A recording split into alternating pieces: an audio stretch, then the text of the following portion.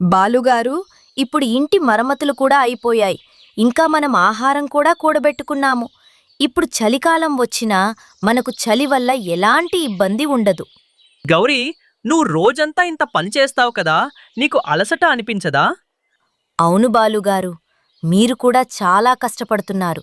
మీరు ఇంత కరువులో కూడా ఆహారం వెతికి తీసుకువస్తున్నారు. గౌరీ, నీకోసం, బంటి కోసం ఇదంతా చేయడం నాకు చాలా సంతోషంగా ఉంది. అమ్మ నాన్న, మీరిద్దరూ కంగారు పడకండి. నేను పెద్దయ్యాక పనులన్నీ నేనే చేస్తాను. మీ ఇద్దరి కోసం ఆహారం కూడా వెతికి తీసుకొస్తాను. చూసారా బాలుగారు, మన బంటి ఎంత తీయగా మాట్లాడుతున్నాడో. సరే బంటి కన్నా, నువ్వు మీ నాన్నతో ఉండు. అడవిలో తీయటి జామకాయ దొరుకుతుందని విన్నాను. నేనిప్పుడే వెళ్ళి బంటి కోసం ఆ జామకాయ తీసుకువస్తాను. అలా అని ఆమె జామకాయ తీసుకురావడానికి వెళ్తుంది. అప్పుడే వేరే అడవి నుండి వచ్చిన ఒక క్రూరమైన గద్ద ఆమెను దారిలో ఎగురుతుండగా చూస్తుంది. అరేవా, ఆహారం! ఈరోజు నాకు ఆహారం దొరికింది. ఇంకా నేను వేరే అడవికి వెళ్లాల్సిన అవసరం లేదు. సరే, ఈ కాకిని చంపి ప్రియా కోసం తీసుకువెళ్తాను. అలా అనుకుని అది నేరుగా ఆ కాకిపై దాడి చేస్తుంది. దాడి చేసి ఆమెను చంపేస్తుంది. చంపి ఆమెను తీసుకుపోవడం మొదలుపెడుతుంది. నాన్న, అమ్మ ఎప్పటినుంచో బయటికి వెళ్ళింది, ఇంకా ఇంటికి తిరిగి రాలేదు. బంటి కన్నా, నువ్వు కంగారు పడకు. మీ అమ్మ ఇంటికి తిరిగి వచ్చేస్తుంది. బహుశా ఆమెకి ఎవరో స్నేహితురాలు కలిసి ఉంటుంది. పాపం చిన్నారి బంటికి తన అమ్మ చాలా దూరం వెళ్ళిపోయిందని, ఇక ఎప్పటికీ తిరిగి రాదని తెలియదు. ఆమెను తీసుకువెళ్తుండగా పావురం చూస్తుంది. పావురం గద్దను చూసి చాలా భయపడుతుంది. చంపేసింది, గద్ద గౌరీని చంపేసింది. అది వెంటనే రేణు దగ్గరకు వెళ్తుంది. వెళ్ళి విషయమంతా చెబుతుంది. రేణు చెల్లి, రేణు, ఆ గద్ద గౌరీని చంపేసింది. చంపి తన అడవికి తీసుకుపోతుండగా నేనిప్పుడే చూశాను. అయ్యో దేవుడా, ఇప్పుడు ఏమవుతుంది? బంటి పరిస్థితి ఏంటి? పావురం, నువ్వు గౌరీ ఇంటికి వెళ్ళి జరిగిందంతా చెప్పు. నేనైతే వెళ్ళలేను, నాకంత ధైర్యం లేదు. అప్పుడు రేణు వెంటనే బాలు ఇంటికి వెళ్తుంది. కాని రేణు చెల్లి, ఇది ఎలా సాధ్యం? ఇప్పుడే కదా గౌరీ తీపి జామకాయలు తేవడానికి వెళ్ళింది. బాలు, అది వేరే అడవి నుంచి వచ్చిన చాలా క్రూరమైన గద్ద. అది నేరుగా గౌరీపై దాడి చేసింది. దానివల్ల గౌరీ మనందర్నీ వదిలి వెళ్ళిపోయింది. రేణు పిన్ని, మా అమ్మకు దెబ్బ తగిలిందా? తను కోలుకుంటుంది కదా? బంటి ఇంకా చాలా చిన్నవాడు. వాడికి చనిపోవడం అంటే ఏంటో తెలీదు. చూడు బాలు, బంటి ఇంకా చాలా చిన్నవాడు. నువ్వు గౌరీ గురించి వాడికి ఏమీ చెప్పద్దు అని చెప్పి రేణు అక్కడి నుండి వెళ్ళిపోతుంది. అప్పుడే బాలు తన కొడుకు బంటితో ఇలా అంటాడు. బంటి కన్నా, మీ అమ్మ చాలా త్వరగా వచ్చేస్తుంది. ఆమె వేరే అడవికి వెళ్ళింది. కానీ నాన్న, అమ్మ లేకుండా నాకు నిద్ర ఎలా వస్తుంది? అలా కొన్ని రోజులు గడిచిపోతాయి. ఒకరోజు పావురం రేణుతో ఇలా అంటుంది. రేణు చెల్లి, ఇప్పటికి చాలా రోజులైం గదా. బాలు రెండో పెళ్లి చేసుకోవడం మంచిదని నాకనిపిస్తోంది. ఇప్పుడు అతను ఇల్లొక్కడే ఎలా చూసుకుంటాడు? అతను తన కొడుకును చూసుకోవాలి, ఆహారం కూడా తేవాలి. పాపం ఎన్ని పనులు చేయాల్సొస్తోందో. అవును పావురం, గౌరీ మనకు చాలా మంచి స్నేహితురాలు. మనం ఆమె కుటుంబం గురించి ఏదైనా మంచి ఆలోచించాలి. రేణు చెల్లి, నా భార్యకు ఒక మంచి స్నేహితురాలుంది. ఆమె పేరు పింకీ. ఒకవేళ బాలు ఒప్పుకుంటే మనం పింకీని బాలుకిచ్చి పెళ్లి చేద్దాం. అవును పావురం, మనమిద్దరం ఇప్పుడే బాలు దగ్గరకు వెళ్దాం. వెళ్ళి అతనికి అంతా వివరిద్దాం. తర్వాత పావురం, రేణు, పిచ్చుక బాలు ఇంటికి వస్తారు. ఇది నాకు చాలా కష్టమవుతుంది. బంటి ఆమెను తన అమ్మగా ఎప్పటికీ అంగీకరించడు. బాలు, నువ్వు పెద్దవాడివి, తెలివైనవాడివి కూడా. బంటి ఇంకా చాలా చిన్నవాడు. కాలం గడిచే కొద్దీ వాడు ఆ కాకిని తన అమ్మగా అంగీకరిస్తాడు. అప్పుడు బాలు కాకి కూడా ఒప్పుకుంటాడు. వాళ్ళంతా కలిసి బాలుకి పింకీ కాకితో పెళ్లి చేస్తారు. పింకీ, బంటి చాలా చిన్నవాడు. ఒకవేళ వాడు ఏదైనా తప్పు చేస్తే క్షమించు. వాడిని బాగా చూసుకో. నేను ఆహారం తీసుకువస్తాను. నువ్వు బంటిని, ఇంటిని జాగ్రత్తగా చూసుకో. అవును బాలుగారు, నేను బంటిని చాలా బాగా చూసుకుంటాను. నేను అన్నీ చక్కబెడతాను. మీరు నిశ్చింతగా ఉండండి. తర్వాత బాలు పింకీని తన ఇంటికి తీసుకువస్తాడు. నాన్న నాన్న మీతో ఉన్నదెవరు? బంటి కన్నా ఈమె నీ స్నేహితురాలు. మీ అమ్మ నీకోసం ఈమెను పంపించింది. నాన్న, అమ్మ ఎప్పుడు తిరిగొస్తుంది? తను లేకుండా నాకు రాత్రులు నిద్ర పట్టడం లేదు. బంటికన్నా, నువ్వు నాతో పడుకో. నేను నీకు కొత్త కొత్త కథలు కూడా వినిపిస్తాను. నా స్నేహితురాలా, నాకు నీళ్లు తాగాలనుంది. నువ్వు నాతో నదికి వస్తావా? బంటికన్నా, రా నాతో. నది దగ్గరకు వెళ్దాం. ఈరోజు నేను నీకు నీళ్లు తాగిస్తాను. ఆ తర్వాత పింకీ బంటిని నది దగ్గరకు తీసుకువెళ్తుంది. అక్కడ చిలుక భార్య చిలుక అప్పటికే కూర్చుని ఉన్నారు. అరే, గౌరీ చనిపోయి 4 రోజులు కూడా కాలేదు. అప్పుడే బాలు మళ్ళీ పెళ్లి చేసుకున్నాడు. ఈ అడవిలో ఎలాంటి పక్షులున్నాయో. ఎవరు మీరు? చిన్నపిల్లల ముందు ఇలాంటి మాటలు ఎందుకు మాట్లాడుతున్నారు? మేం గౌరీకి మంచి స్నేహితులం. నువ్వెవరు? నువ్వెక్కడి నుంచొచ్చావు? మమ్మల్ని ఎందుకు ప్రశ్నిస్తున్నావు? బంటికన్నా, మీ అమ్మ గౌరీ చనిపోయింది. ఇక ఆమె ఎప్పటికీ నీ దగ్గరకు తిరిగి రాదు. నువ్వూరుకో చిలుక. చిన్నపిల్లాడు ముందు ఏం మాట్లాడుతున్నావు? ఆంటీ, మా అమ్మ ఎక్కడుందో మీరు చెప్పండి. నాన్నగారైతే అమ్మ వేరే అడవికి వెళ్ళిందని, త్వరలోనే తిరిగొస్తుందని చెప్పారు. బంటి, అదంతా అబద్ధం. మీ అమ్మ చనిపోయింది. మీ నాన్న ఈ కాకితో 2వ పెళ్లి చేసుకున్నాడు. ఈ విషయాలన్నీ బంటికి చెప్పి చిలుకలు అక్కడి నుండి వెళ్ళిపోతారు. మీరందరూ నాతోతో ఎందుకు అబద్ధం చెప్పారు? నాకు ఇప్పుడే మా అమ్మ కావాలి. మీరందరూ నన్ను మా అమ్మ దగ్గరకు తీసుకువెళ్ళండి. నేను మీతో ఉండను. బంటికన్నా, నేను మీ అమ్మలాగే నిన్ను ప్రేమిస్తాను. ఇంకెప్పుడూ అబద్ధం చెప్పను. తర్వాత పింకీ కాకి బంటిని త్వరగా ఇంటికి తీసుకువస్తుంది. ఇంటికి రాగానే బంటి తన అమ్మను తలుచుకుని ఏడుస్తూ నిద్రపోతాడు. అర్ధరాత్రి బండి కలలోకి వాళ్ళ అమ్మ గౌరీకాకి వస్తుంది. బంటికన్నా, నీ కొత్త అమ్మ చాలా మంచిది. నేనే ఆమెను పంపాను. నువ్వామెతో ప్రేమగా ఉండు. ఆమె చెప్పిన ప్రతి మాట విను. నేను ఎప్పటికీ తిరిగి రాలేను. నేను చాలా దూరం వెళ్ళిపోయాను. అమ్మా, అమ్మా, ఎక్కడున్నావు? నువ్వు ఏం చెబితే అది చేస్తాను. కలలో తన అమ్మను చూసి బంటి వెంటనే కళ్ళు తెరుస్తాడు. తర్వాత బంటి వెంటనే తన కొత్త అమ్మను హత్తుకుంటాడు. నాన్న, అమ్మా, మీరిద్దరూ నన్ను క్షమించండి. ఈ రోజు నుంచి నేను మీ ఇద్దరి మాట వింటాను. అమ్మా, ఈ రోజు నుంచి మీరే నా అమ్మ. ఆ రోజు నుండి ఆ కుటుంబం మళ్ళీ సంతోషంగా ఉండడం మొదలుపెడుతుంది. కొండల మీద ఉన్న ఒక పచ్చని అడవిలో చిన్న చిన్న పక్షుల సమూహం ఎంతో సంతోషంగా ఉండేది. కానీ వాతావరణం వేగంగా మారుతోంది. చలి తీవ్రమైంది మరియు మొదటి మంచు కురవడం మొదలైంది. పక్షుల గూళ్ళు చలికి వణికిపోతున్నాయి. చింటుకన్నా, లోపలికి రా. చూడు, మంచు ఎంత వేగంగా కురుస్తోందో. ఈ సంవత్సరం చలి త్వరగా మరియు భయంకరంగా వచ్చింది. అమ్మా, నేనింకాసేపు మంచులో ఆడుకుంటాను. చూడు, కికి కూడా ఆడుకుంటున్నాడు. అప్పుడే అక్కడికి పావురం మరియు ప్రియ వచ్చారు. రేణు, చింటును లోపలికి పంపు. ఇది సాధారణ మంచు కాదు. ఇది ఈ సీజన్లోనే అత్యంత ప్రమాదకరమైన మంచు తుఫాను అవుతుందని నా మనసు చెబుతోంది. మనకు వెంటనే ఒక సురక్షితమైన మరియు బలమైన ఆశ్రయం కావాలి. నువ్వు చెప్పింది నిజమే పావురమన్నయ్య. గడ్డితో చేసిన మన ఈ గూళ్ళలో మనం ఇంత భయంకరమైన చలిని తట్టుకోలేము. మనం ఏదో ఒకటి చేయకపోతే మనం గడ్డకట్టుకుపోతాం. ఏవండి, మనం త్వరగా ఏదో ఒకటి చెయ్యాలి. కికీకి అప్పుడే చలి వేయడం మొదలైంది. రేణు, నువ్వేదైనా ఉపాయం ఆలోచించావా?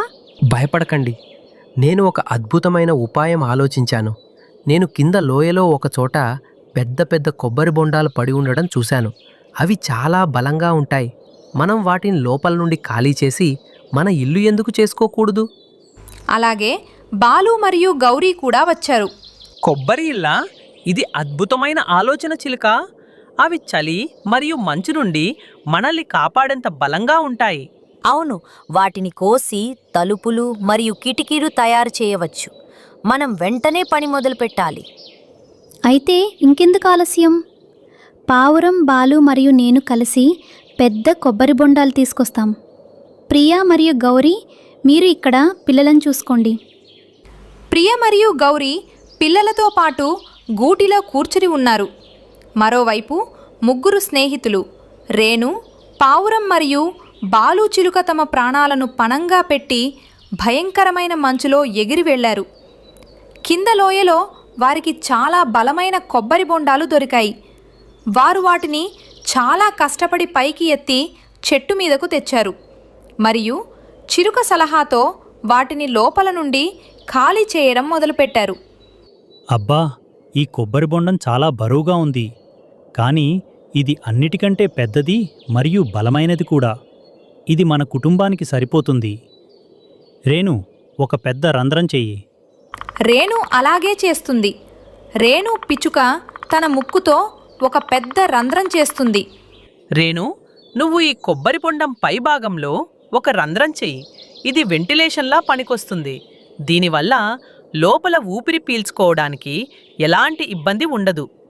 సరే బాలు, కొబ్బరి బొండాన్ని కాస్త గట్టిగా పట్టుకో, అస్సలు కదలనివ్వకు. చూస్తుండగానే వారు కలిసి కొబ్బరి చిప్పలతో 3 బలమైన ఇళ్లను తయారు చేసుకున్నారు. రేణు కోసం ఒకటి, పావురం మరియు ప్రియ కోసం ఒకటి, మరియు బాలు, గౌరీ కోసం ఒకటి. కొబ్బరి ఇంటి లోపల పక్షులన్నీ ఇప్పుడు చాలా సురక్షితంగా ఉన్నామని భావిస్తున్నాయి. కానీ వారి ప్రశాంతత ఎక్కువసేపు నిలవలేదు. వారి 2 బద్ధ శత్రువులు, క్రూరమైన గద్ద మరియు గుడ్లగూబ, ఆహారం కోసం వెతుకుతూ అడవిలో తిరుగుతున్నారు. ఓయ్ గుడ్లగూబా, ఇదంతా ఏంటి? ఇంత చిన్న పక్షులు ఈ కఠినమైన చలిలో ఎక్కడికి మాయమైపోయాయి?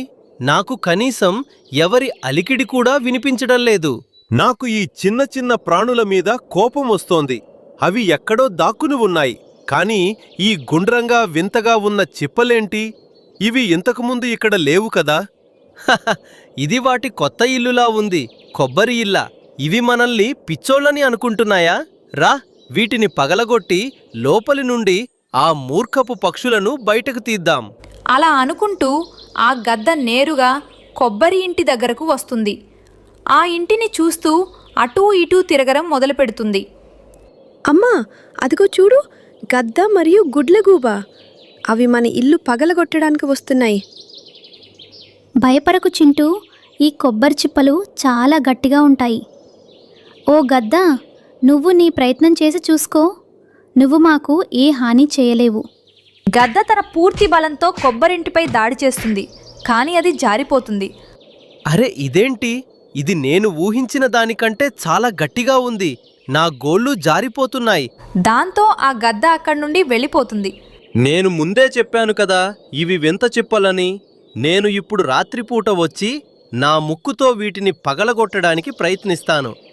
కాసేపటి తర్వాత గుడ్లగూబ కూడా అక్కడికి వచ్చి నేరుగా దాడి చేయటం మొదలు పెడుతుంది. చాలాసేపు దాడి చేసిన తర్వాత గుడ్లగూబ అలసిపోతుంది. అమ్మ బాబోయ్, ఈ కొబ్బరి ఇల్లు నిజంగానే చాలా గట్టిగా ఉంది.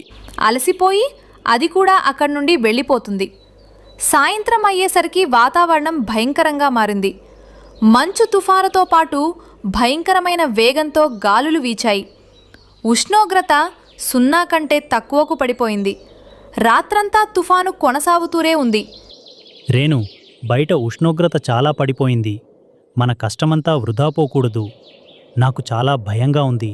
భయపడకు మిత్రమా, మేము కొబ్బరి బొండాన్ని కొమ్మకు గట్టిగా కట్టాము.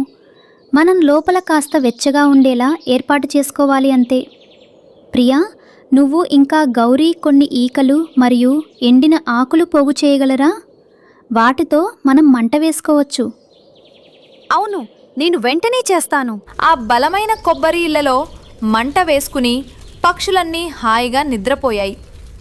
మరుసటి రోజు ఉదయం తుఫాను ఆగిపోయింది. సూర్యుని మొదటి కిరణం మంచుతో కప్పబడిన అడవికి కొత్త వెలుగునిస్తోంది. రేణు ధైర్యం చేసి కొబ్బరి ఇంటి నుండి బయటకు వస్తుంది. హమ్మయ్య, మనం బతికాం. మనమందరం సురక్షితంగా ఉన్నాం. వావ్ అమ్మా, చూడు, అడవి మొత్తంలో కేవలం మన కొబ్బరి ఇల్లు మాత్రమే నిలబడి ఉన్నాయి. మిగతా గూళ్ళన్నీ కూలిపోయాయి. నేను చెప్పాను కదా, ఐకమత్యం మరియు తెలివితేటలతో చేసిన పని ఎప్పుడూ ఫలిస్తుంది. ఈ కొబ్బరి ఇల్లు మనకు ఒక వరం కంటే తక్కువేం కాదు. రేణు, ఇదంతా నీ ధైర్యం మరియు ముందుచూపు వల్లే సాధ్యమైంది. నువ్వు మమ్మల్ని తుఫాను మరియు శత్రువుల నుండి రెండింటి నుండి కాపాడావు. అవును, ఇప్పుడు మనం వచ్చే మంచుకాలం కోసం ఇంకా బలమైన ఇళ్లను కట్టే ప్రణాళిక వేసుకోవచ్చు. కానీ ఈ కొబ్బరి ఇల్లు ఎప్పటికీ మన విజయానికి చిహ్నంగా నిలిచిపోతుంది. సరే పదండి, వేడివేడి నేరేడు పళ్ళు తిని ఈ విజయాన్ని జరుపుకుందాం. పక్షులన్నీ కలిసి తమ ఇళ్లను శుభ్రం చేసుకుని సంతోషంగా ఉండసాగాయి. కొబ్బరి ఇల్లు ఇప్పుడు వారి ఆశ్రయం మాత్రమే కాదు, వారి ఐకమత్యానికి, తెలివితేటలకు మరియు విజయానికి చిహ్నంగా మారింది. అడవిలో భయంకరమైన మంచు కురుస్తోంది. దానివల్ల పక్షులన్నీ చాలా ఇబ్బంది పడుతున్నాయి. అదే అడవిలో ఒక చిన్న గూటిలో రేణు అనే పక్షి తన భర్త మరియు కూతురితో కలిసి నివసిస్తోంది. వారి దగ్గర తినడానికి ఏమీ లేదు. వారి ఆహారం అంతా అయిపోయింది. దానివల్ల వారు చాలా ఆందోళనలో ఉన్నారు. ఏవండి, బయట చూడండి ఎంత ఎక్కువగా మంచు కురుస్తోందో. పైగా మన గూటిలో తినడానికి ఏమీ లేదు. ఇప్పుడు మనం ఏం చేద్దాం? అవును నాన్న, నాకు కూడా చాలా ఆకలిగా ఉంది. ఏదో ఒకటి చెయ్యండి నాన్న. రేణు, మీనా, మీరిద్దరూ చింతించకండి. వేరే అడవిలో చాలా పండ్లు మరియు ధాన్యం దొరుకుతున్నాయని నేను విన్నాను. పావురం ఈరోజు సాయంత్రం బయలుదేరుతున్నానని చెప్పింది. నేను కూడా తనతో వెళ్తాను. కానీ ఏవండి, బయట ఎంత ఎక్కువగా మంచు కురుస్తోందో మీరు చూసారా? దాని గురించి నువ్వు చింతించకు రేణు. నాకు వేగంగా ఎగరడం చాలా బాగా వచ్చు. నేను ఎలాగైనా పావురంతో వెళ్ళి వీలైనంత త్వరగా తిరిగి వస్తాను. అలా చెప్పి టునా అక్కడి నుండి వెళ్ళిపోతాడు మరియు పావురంతో కలిసి వేరే అడవికి ధాన్యం తీసుకురావటానికి వెళ్తాడు. ఈ విధంగా సాయంత్రం అవుతుంది. సాయంత్రం కాగానే రేణు మరియు ఆమె కూతురు హాయిగా నిద్రపోతున్నారు. మరోవైపు బాలు మరియు గౌరీ కాకులు చలికి వణుకుతున్నారు. వారి దగ్గర ఎటువంటి బలమైన ఇల్లు లేదు. అకస్మాత్తుగా మంచు కురుస్తుండటంతో వాళ్ళు తమ చిన్న గూటిలో కూర్చుని చలికి వణుకుతున్నారు. ఏవండి బాలుగారు, సమయం ఉన్నప్పుడే బలమైన ఇల్లు కట్టుకోమని నేను ఎన్నిసార్లు చెప్పాను? కానీ మీరు నా మాట అస్సలు వినరు.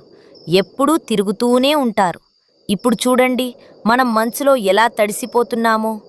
మిగిలిన పక్షులన్నీ తమ తమ గూళ్ళలో హాయిగా నిద్రపోతున్నాయి.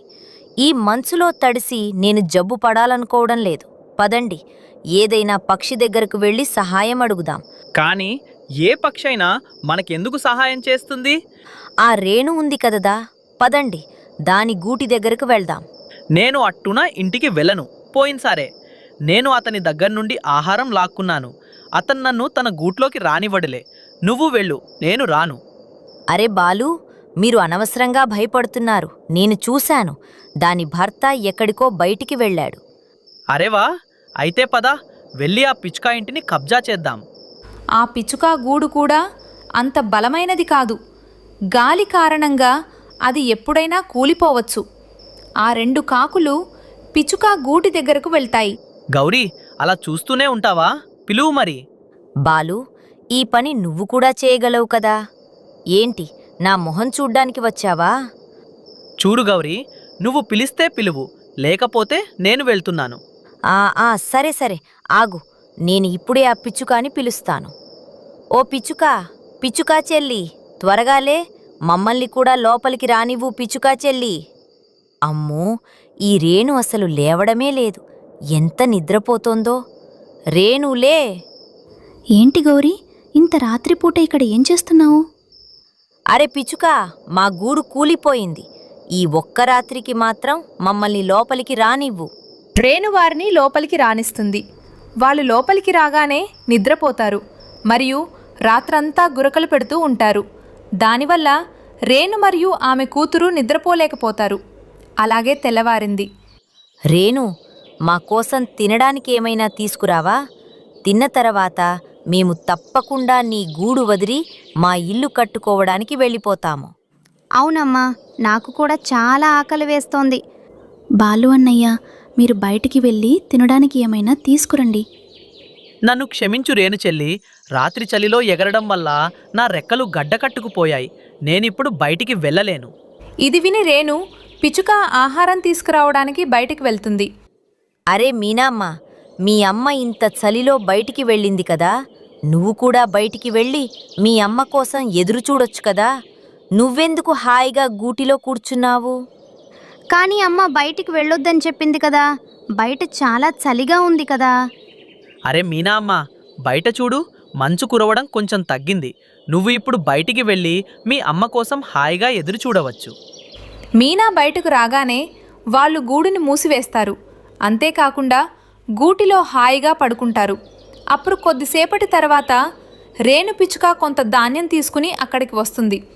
తన కూతురు బయట ఉండడం చూసి చాలా కోప్పడుతుంది. అప్పుడు మీనా జరిగిందంతా తన తల్లికి చెప్పడం మొదలు పెడుతుంది. ఆగు, నేను ఆ కాకుల పని ఇప్పుడే చెప్తాను. గౌరీ, తలుపు తీయి, మమ్మల్ని కూడా లోపలికి రానివ్వు.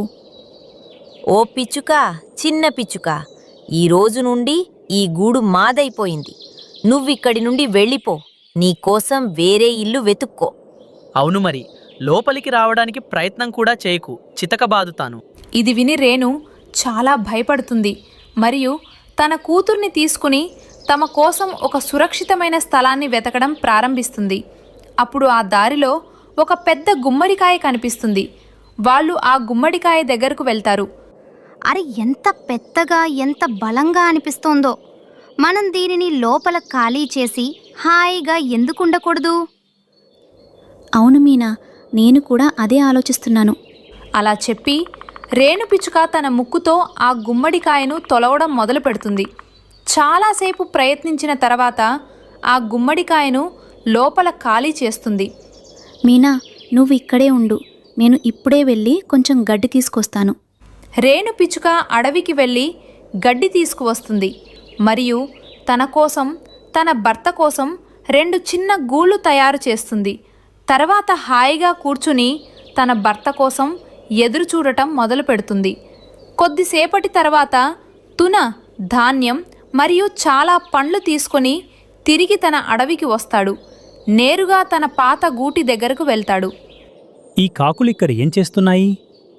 రేణు, మీనా ఎక్కడికి వెళ్ళారు? నేను ఇప్పుడే వెళ్ళి వాళ్ళని వెతుకుతాను. అలా అంటూ టునా రేణు మరియు మీనాలను వెతకడం ప్రారంభిస్తాడు. మరియు అతను నేరుగా ఆ పెద్ద గుమ్మడికాయ దగ్గరకు వచ్చి పిలవడం మొదలు పెడతాడు. రేణు, మీనా, మీరిక్కడున్నారా? తునగారు, మీరు బయట ఏం చేస్తున్నారు? లోపలికి రండి. టునా తన కుటుంబాన్ని కలుసుకుని చాలా సంతోషించాడు. రేణు, నువ్విక్కడ ఏం చేస్తున్నావు? మరియు ఆ కాకులు మన గూటిలో ఏం చేస్తున్నాయి? అప్పుడు రేణు పిచ్చుక జరిగిందంతా తన భర్తకు చెబుతుంది. సరే, మంచిదే జరిగింది. మన గూడు ఎలాగూ చాలా బలహీనంగా ఉండింది. ఇప్పుడు మనకు బలమైన ఇల్లు దొరికింది కదా. ఈ విధంగా వాళ్ళు ఆ పెద్ద గుమ్మడికాయ ఇంట్లో చలికాలంలో సంతోషంగా జీవించడం మొదలు పెడతారు.